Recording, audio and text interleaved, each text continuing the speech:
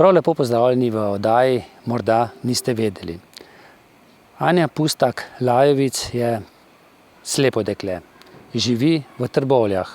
To je občina, ki se ponaša z nazivom invalidom prijazna občina.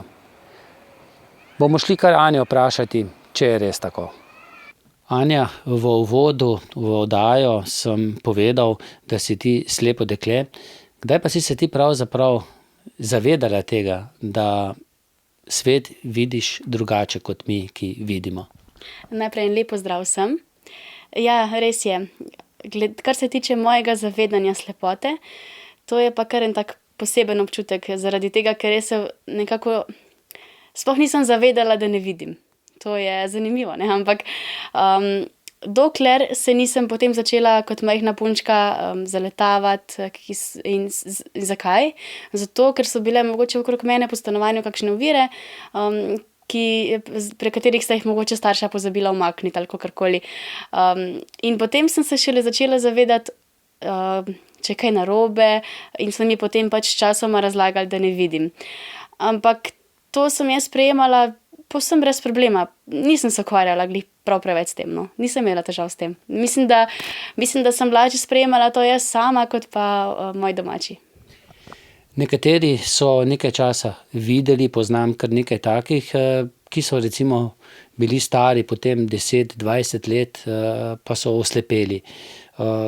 Je to v tvojih očeh mogoče težje?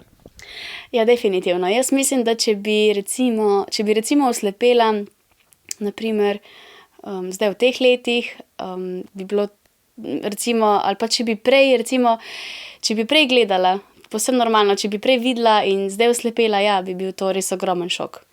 Zato, ker jaz živim zdaj kot slepa oseba celo življenje in si svoj svet predstavljam tako, kot si ga, in da bi zdaj kar naenkrat spregledala, ja, bi bil to ogromen šok. Zato, ker bi bilo vse drugače. Mislim, da se ne bi znašla, no, kar en lep čas, sigurno. Anja, kako si slepi predstavljate svet? To je pa zanimivo vprašanje. Mislim, da si ga vsak predstavlja na en poseben, drugačen način, no. Jaz osebno si ga nekako v svoji glavi zarišem, nekako narišem, ustvarim neko svojo sliko. Nekje sem že razlagala, da je zame svet en tak velik, ogromen, poln nekih stvari, različnih, kar se tiče narave, ljudi, živali, mislim, vsega. Mislim, včasih pravijo, da je tudi temen in črn, ampak ja, res je. Tudi za nas, ki ne vidimo, je temen in črn, ampak moramo ga pogledati z drugih plati, z bolj pozitivne plati. Ko gremo mi na sprehod, se pogovarjamo, klepetamo, gledamo naokoli. Kako pa je, ko greš ti na sprehod? Ja, recimo, to je pa bolj zapleteno. Namreč, recimo, ja, seveda, videči se pogovarjate o marsičem, razmišljate, ne vem, zdaj grem v trgovino, zdaj grem tja, se srečate s prijatelji, se pogovarjate. Če gre pa slepa oseba na pot, mora biti pa skoncentrirana povsem in točno samo na pot, na tisto pot, ki jo ima namen prehoditi in kamor pač gre. In na povsem nič drugega. Povsem mora biti skoncentrirana na to, kam gre in kako bo hodila, kaj bo na cesti, kakšni bojo pločniki. Samo na pot in nobenih drugih misli ne sme biti zraven. Popolna koncentracija mora biti. Če bi primerjala Ljubljano, kjer si kar nekaj časa živela, ko si hodila v šolo, pa Trbovlje, kjer živiš, Trbovlje so tudi občina prijazna invalidom. Je kaj razlik? Je težje v Trbovljah kot v Ljubljani, kjer je več ravnine? Ja, moram priznati, da je Trbovlje težje. Seveda pa razumem, ne, da stvari pač ne moreš narediti čez noč, jih ne moreš prilagoditi, ampak ja, moram priznati, da so še stvari, ki bi si jih želela, da bi se mogoče skozi leta izboljšale. To govorim recimo o zvočnih semaforjih, ker v Ljubljani jih je cel kup in se slepe osebe lahko lažje znajdejo, tu pa je poredko kje, no. Tukaj kar primanjkujejo, moram priznati. Potem recimo ovire so tudi takrat, ko je zima, ne, ko sneži. Se še tukaj mislim, da se še težje znajdeš, no, oziroma tukaj sploh ni primerjave. Ljubljana, Trbovlje, tukaj je vse povsod v bistvu težko, ker sneg pokrije, ne, tiste tlakovce, ki so v Ljubljani, ne. Pokrije pa tudi seveda to pot v Trbovljah in tukaj smo, mislim, izgubljeni smo vse povsod, no, kadar sneži. Drugače pa lažje je seveda, če si nekje v ravnini, se lahko še vseeno nekako lažje znajdeš, si zapomniš pot, ampak če si pa mogoče kje bolj v hribih, po domače rečeno, je pa spet težje, ja. Ampak ja, povsem bi poudarila mogoče zvočne semaforje, ker bi jih potrebovali, no, več. Anja, mi videči gremo po cesti in že od daleč vidimo kužka ali pa večjega psa, ki leti proti nam. Dobro, se potem tudi zalaja, ampak kako pa je to pri tebi, ki ne vidiš, kar naenkrat se pa pojavi tam pri tvojih nogah? Ja, moram najprej priznati, da imam neizmerno rada živali, to je res, ampak če sem pa nekje na cesti in sem skoncentrirana na neko določeno pot, potem pa ja, priznam, da se zelo ustrašim, no. Jaz mislim, da se bi celo izgubila, no, in ne vem, če bi še znala pot naprej. Tukaj je res pri videčih prednost, da, ne vem, vidijo žival, vidijo nekoga, da gre, da se jim približuje, mi pa to šele v zadnjem trenutku, mislim, če je žival res slišna, da jo slišimo, potem se že lahko pripravimo na nek način, ampak če pa ne slišimo, če se kar naenkrat pojavi pred nami ali pa zraven nas, je pa kar šok, ja. Zato je kar dobro, da so psi na povodcu, kaj ne? Kakšna je razlika, če se zdaj vrneš 10 let nazaj, tehnika je šla zelo naprej, vam je ta tehnika omogočila lepšo, boljše življenje? Ja, najprej moram povedati, da spremenila se je tehnika in spremenili smo se tudi mi, no. Pač mi smo mogli iti nekako s tehniko naprej, ker če mi ne bi šli in bi zaspali, pač ne bi mogli iti naprej. In ja, definitivno, dala nam je ogromno možnosti za naprej. V bistvu ta tehnika je naš pogled v svet, no. Brez tega si tudi sama sploh ne zmorem predstavljati, kako bi recimo komunicirala z ljudmi, recimo, kako bi ta svet sploh potekal. Jaz mislim, da brez tehnologije res ne bi šlo, no. In ja, jaz mislim, da je za nas to res kar tak velik napredek in seveda se še nadgrajuje, ne, tudi mi moramo s tem napredkom, pač s tem iti naprej. Ampak ja, zelo sem vesela, da tehnika napreduje in tudi mi z njo potem rastemo. No, Anja, jaz niti nisem pomislil, nekaj časa sem bil tvoj urednik na televiziji, ko sva delala še skupaj, sem ti poslal kakšno besedilo za informativno oddajo, tega besedila je bilo kar veliko, niti nisem pomislil, koliko dela si ti imela s tem, da si potem uspešno odvodila informativno oddajo. Lahko nam malce poveš, kako je bilo? Ja, z veseljem. Ja, mislim, priznam, ja, res bilo je kar nekaj dela, moram reči, da kar ogromno, ampak sploh nisem nekako želela od tega omenjati, zato ker sem si to tako zelo želela upravljati in voditi oddajo, da sploh nisem želela govoriti o tem. Ampak ja, res je bilo kar veliko dela. Recimo, da malo na kratko razložim, recimo dobila sem po elektronski pošti oddajo, napisano recimo, ne vem, 7-8 straneh in potem sem si to mogla prepisati z Braillovim pisalnim strojem.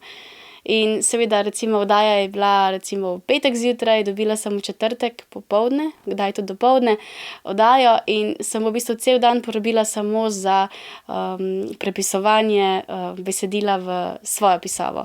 In potem časa za pripravo ni bilo in so bile oddaje tako pač toliko slabše, ker se je zatikalo. In pač se nisem počutila tako dobro, kot bi se lahko, če bi porabila manj časa za prepisovanje in več za pripravo. To je bila slabost, da sem bila potem manj zadovoljna s svojim delom, ampak drugače takrat ni šlo. No, zdaj je to veliko lažje, no. No, Anja, te moram popraviti. Mogoče si bila ti nezadovoljna, jaz sem bil zagotovo zadovoljen, zato si kar nekaj teh oddaj odvodila. Rada si v medijih, zdaj, če se ne motim, si na radiju. Ja, res je. Zdaj trenutno sem samo na radiju, torej na Radiu Rogla. To je radio pri Slovenskih Konjicah in tam vodim nedeljske radijske voščilnice. Rada imaš v rokah tudi mikrofon, Res je. da kaj zapoješ, in tudi kitaro, da kaj zaigraš. Odkje je ta ljubezen do glasbe? Jaz sem v bistvu ljubezen do glasbe že celo življenje. Že, ne vem, že od majhnega, že od vrtca, non-stop, odkar sem slišala, da obstaja glasba, jo obožujem, no. In že v bistvu nekako moji stari starši, dedki, babice, so bili nekako navdušeni za glasbo. In ja, in mislim, da sem dobila prav po njih ta talent ali pa ta navdih, no, za glasbo. In že od samega začetka se ukvarjam z glasbo, ne vem, tudi, ne vem, klaviatura, kitara, flavta, harmonika, petje, to, brez tega sploh ne zdržim, no, ne gre. Se pa res, no, zadnja leta posvečam največ kitari in petju, to pa je res. Zdaj imaš tudi skupino, s katero skupaj prepevate. No, če naju je nekako združevala televizija, kjer sva skupaj delala, naju združuje tudi ena pesem, Svetla tema. Jaz sem napisal besedilo, ti si lepo zapela. No, zdaj na humanitarnem teku bova pa spet združena, pa tvoja skupina. Ja, točno to. Naj omenim, da se bom na dobrodelnem teku pridružila skupini The Eccentrics. Skupaj namreč delamo že od leta 2017, takrat sem se jim pridružila. In skupaj smo posneli tudi našo prvo skupno skladbo z naslovom Vsak otrok. Jo bomo tudi predstavili na dobrodelnem teku, ker tudi gre za otroke in je tudi prav, da jo zapojemo, saj je tudi njim namenjena. Glasbo je tukaj prispeval Tadej Zorman, to je kitarist v naši skupini. Aranžma smo skupaj sestavili, skupaj z našim vodjem Simonom Zormanom, besedilo pa je spet moje delo, no. Tudi tukaj imam talent za pisanje besedil in sem neizmerno vesela, da sem nekako dobila še to možnost oziroma ta talent, da poskušam kaj napisati, kaj sestaviti v rime, to me tudi navdušuje. Sploh sem pa vesela, da lahko pomagam drugim, in ravno na tak način, s pomočjo drugih, s pomočjo tega, da sem se odločila tudi, da pomagam drugim, smo se spoznali s to skupino The Eccentrics, ker sem prvič z njimi nastopala na enem dobrodelnem koncertu, pomagali smo fantku Tilnu za zbiranje sredstev za invalidski voziček. In tukaj smo se združili in smo začeli skupaj sestavljati. Oni sicer delajo že 3 leta skupaj, jaz sem se jim pa zdaj pridružila. In ja, no, že od nekdaj drugače, res rada pomagam drugim in ko imam pa zdaj še zraven sebe ekipo, s katero delamo, mi je pa še toliko večji užitek. In delamo zdajle naprej tudi en super koncert, ampak o tem mogoče kdaj drugič. No, verjetno rada pomagaš drugim tudi zaradi tega, ker si bila tudi sama kdaj deležna kako pomoč. Ja. Brez te pomoči drugih bi verjetno težko prišla do kakšne tehnike, ki ti omogoča lepšo življenje. Ja, točno to, res je. Namreč zelo sem vesela, da sem v tem času s pomočjo ljudi prišla do Brailleve vrstice, do Braillovega tiskalnika. In neizmerno vesela sem, da so še takšni ljudje, ki radi pomagajo, in tudi jaz neizmerno rada pomagam drugim. Ker vem, kakšen je ta občutek, in najbolj me pa to veseli, da so potem ljudje tako veseli tega in hvaležni. Anja, kakšen je tvoj status? Zdaj šolanje si zaključila, mimogrede, kaj si postala po poklicu, pa kako vidiš življenje naprej? Ja, jaz sem trenutno naredila 2 šoli, torej administrator in pa ekonomski tehnik. Torej zdaj imam 5. stopnjo izobrazbe in sem trenutno brezposelna. Kar pa je dela na radiu, je pa to občasno honorarno delo, občasen zaslužek. Vesela sem, da imam to možnost, si pa seveda želim, da bi nekje lahko dobila eno dobro, redno zaposlitev, redno službo in dohodek, s katerim bi se lahko preživljala. Kaj bi lahko delala, pa mimogrede, če službe ne boš dobila, lahko ti preživiš v tem kar precej dragem svetu, s tem, kar dobiš od države? Nek stalni dohodek, ki je trenutno še stalen, bom rekla, ker se marsikaj v naši državi žal spreminja. Trenutno je še dodatek za pomoč in postrežbo, ki je okrog 290 evrov, nekaj okrog 292, nekaj takšnega. In je to dohodek, ki mi potem ostane zavedno. Naprimer, če ne bi dobila nikjer službe, bi potem imela ta dohodek in se bi s tem lahko pač nekako, bom rekla, preživljala, no. Je pa res, da trenutno še čakam na poklicno rehabilitacijo na URI Soča v Ljubljani. Oni izvajajo potem neko 14-dnevno rehabilitacijo, kjer slepa oseba dobi odločbo o zmožnosti za delo in šele potem se lahko zaposli nekje. To je zdaj precej dolga čakalna doba, dobro leto, upam, da bo manj. In ker seveda, ja, želim si delati, no, želim si, da bi pokazala svoje sposobnosti in zmožnosti delodajalcem, da bi razumeli, da tudi slepa oseba lahko dela in da ni samo za, ne vem, za doma sedeti in čakati na naslednji dan. Vprašal te bom tisto, kar te velikokrat vprašajo, in kje se vidiš, to besedo verjetno velikokrat slišiš, in kje se vidiš, kje se vidiš v poklicu? Bom iskrena, vidim se v samostojnem podjetništvu, to je nekako moja največja želja, no. Da bi imela nekoč podjetje, da bi se ukvarjala recimo z vodenjem recimo prireditev, koncertov, da bi recimo še naprej lahko delala na radiju, morda na kakšni televiziji, pred mediji sploh, pa da bi se recimo ukvarjala z glasbo, recimo pisanje besedil, sodelovanje v skupini, samostojne skladbe, glasba in mediji, no. V tem bi se želela naprej ukvarjati tudi poklicno, ne samo za hobi, in pa da bi mogoče kdaj odprla svoj samostojni studio. No, to so pač želje, o tem se nekako vidim. Če me bo pa pot ponesla v kakšno drugo zaposlitev trenutno, kdaj, kje, pa z veseljem želim preizkusiti čim več stvari.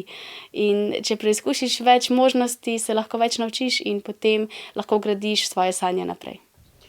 Tehnika gre zelo naprej.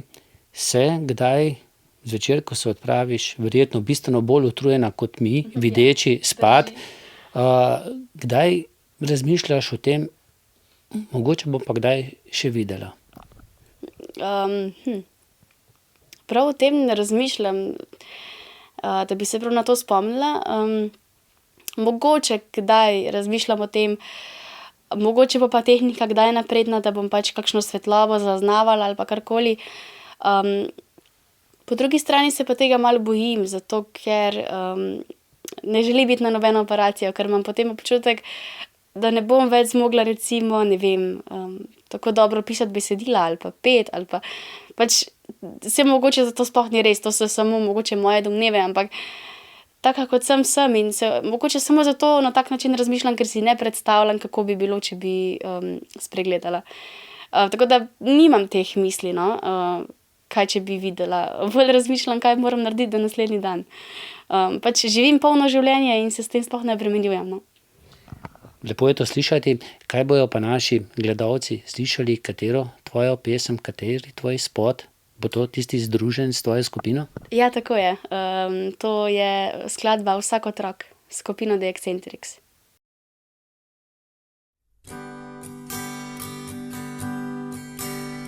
Vsak ima svoje sanje, a si pred njimi le zatiska oči. Se boji verjeti vanje, ker ga pri tem nihče ne bodri. Ljudje se mu smejijo, ga gledajo povsem brez srca. Besede ga bolijo, da ni vredno, saj on nič ne zna. Vsak otrok uspeh zasluži si, čeprav ne sliši, biti govori. Vsak otrok je vreden tople dlani, ki mu vliva novih moči. Pa čeprav morda hoditi ne more, vseeno veliko zmore. Če sprejmeš takšnega, kot je, mu pomenil boš vse. Če sprejmeš takšnega, kot je, mu pomenil boš vse. Če mu prijatelj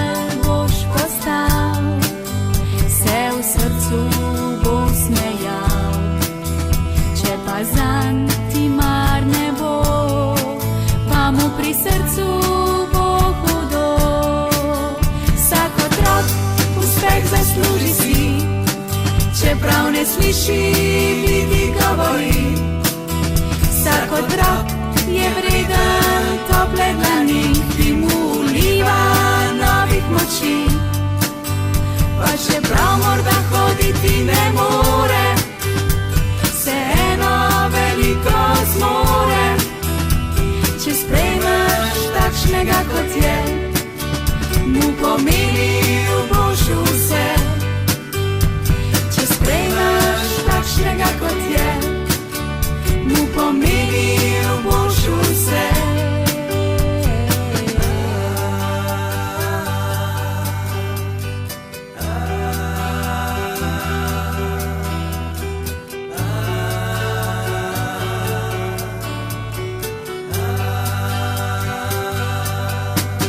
Vsak otrok uspeh zasluži si, čeprav ne sliši, niti govori. Vsak otrok je vreden tople dlani, ki mu vliva novih moči. Pa čeprav morda hoditi ne more, vseeno veliko zmore. Če sprejmeš takšnega, kot je, mu pomenil boš vse.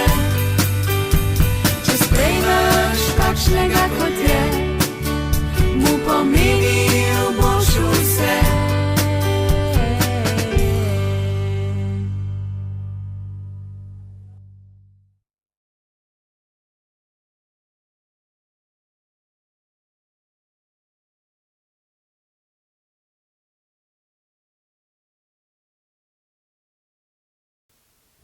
Zdaj bomo pa še nekaj besed vprašali tvojo mamico. Velja. Marjana, midva se že kar nekaj let poznava, se tikava, tako da predlagam, da ostane tako tudi v tej oddaji.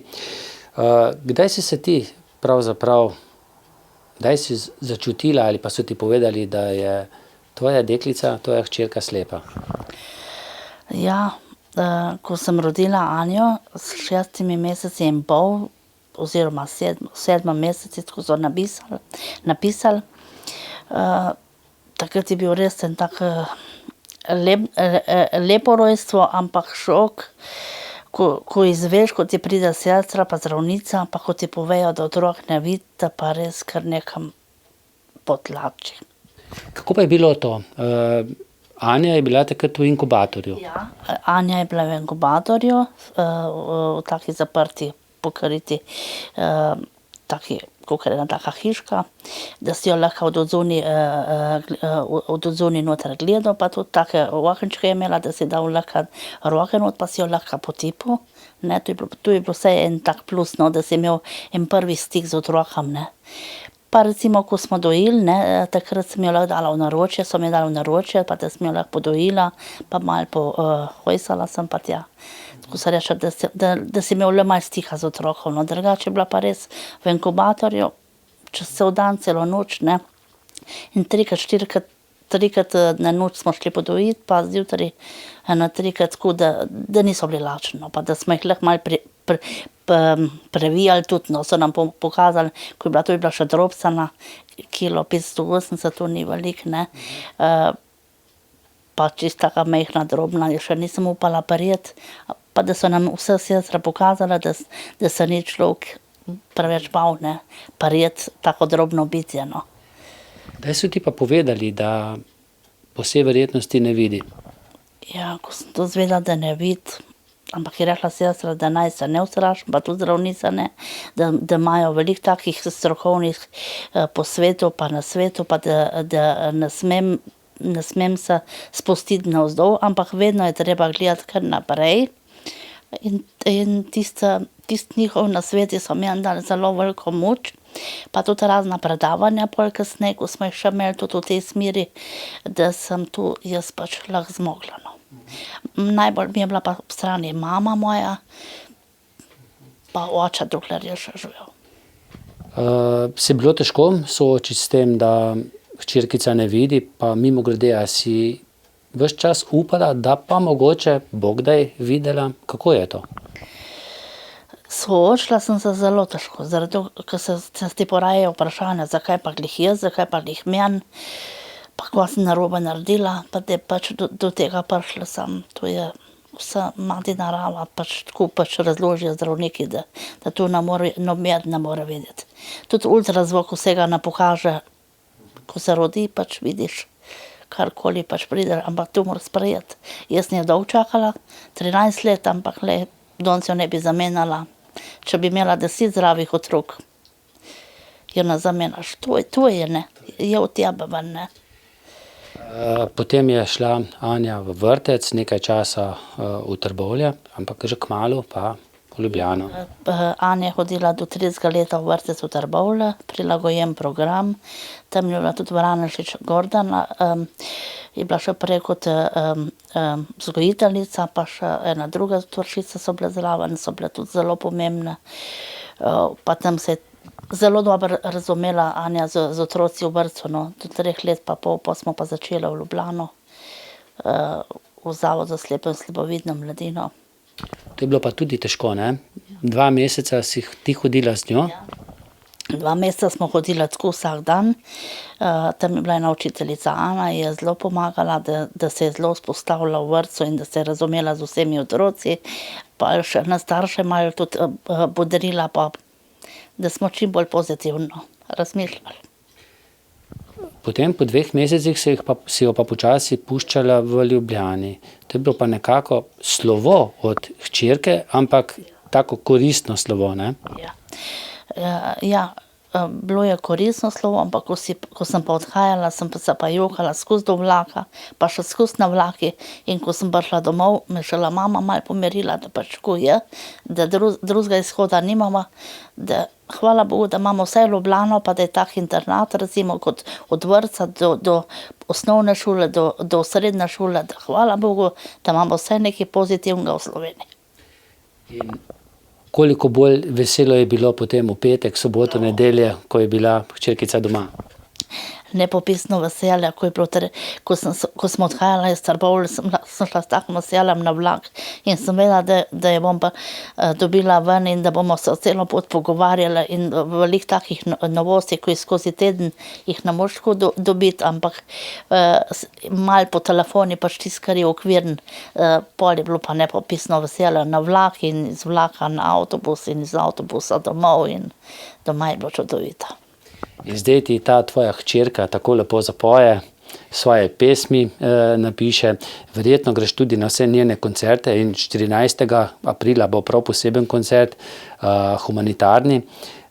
Anja je včasih dobila kako pomoč, zdaj jo pa še sama drugim pomaga poiskati. Ja, to mi je zelo vesele, ko recimo lahko tudi mi malo pomagamo na drug način, vsaj s petjem ali pa s kakšnim recitiranjem. Anja je strašno rada, tudi sama tudi kaj napiše, pa tudi sama rada kaj prebere, pa ima tudi svojih velikih pesmi, ko še niso izdane, recimo, ali pa sam besedila, recimo so tudi ena taka, kakor en tak verzi, čudovito imeti takega otroka.